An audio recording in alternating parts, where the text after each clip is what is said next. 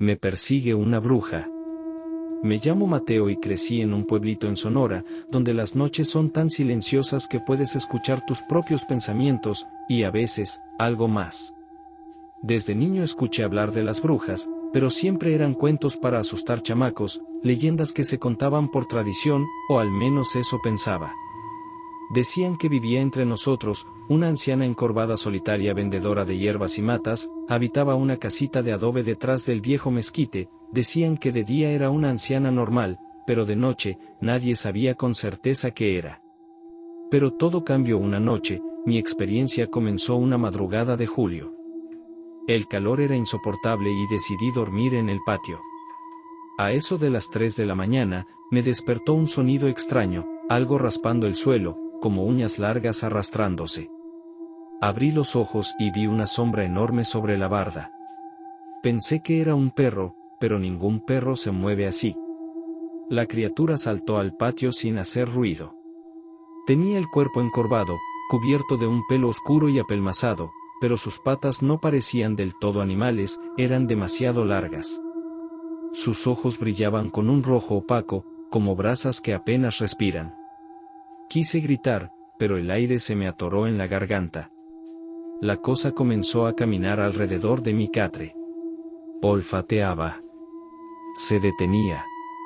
Su respiración era lenta, casi humana. Entonces levantó la cabeza y me miró directamente. Y me habló. Mateo. No era un gruñido. Era mi nombre, susurrado con una voz vieja, quebrada. En ese instante entendí.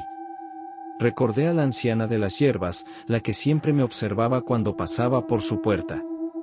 Esa cosa tenía sus mismos ojos, exactamente los mismos. La criatura comenzó a retorcerse. Escuché huesos crujir bajo la piel. El pelo se replegó como si se estuviera quemando hacia adentro. Las patas se doblaron hasta volverse piernas temblorosas.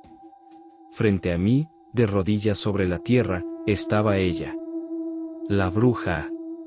Su rostro era el de siempre, pero más largo, más estirado, como si no terminara de acomodarse. Me sonrió mostrando encías oscuras. Siempre te he cuidado, muchacho, dijo. Pero ahora necesito algo a cambio. Sentí un frío recorrerme el cuerpo, aunque el aire seguía caliente. Intenté moverme, pero no podía. Ella se inclinó sobre mí y colocó su mano huesuda en mi pecho. Tu sombra me pertenece. En ese momento el gallo cantó a lo lejos. La anciana soltó un chillido agudo y su cuerpo comenzó a deformarse otra vez. En cuestión de segundos volvió a ser esa bestia encorvada. Saltó la barda y desapareció entre los matorrales. Cuando por fin pude moverme, corrí hacia la casa. Mi madre decía que soñé, que el calor me hizo imaginar cosas. Pero desde aquella noche, cada madrugada escucho algo rondando mi patio. Algo que me respira muy cerca aunque no lo pueda ver. Mateo Verdugo, 43 años.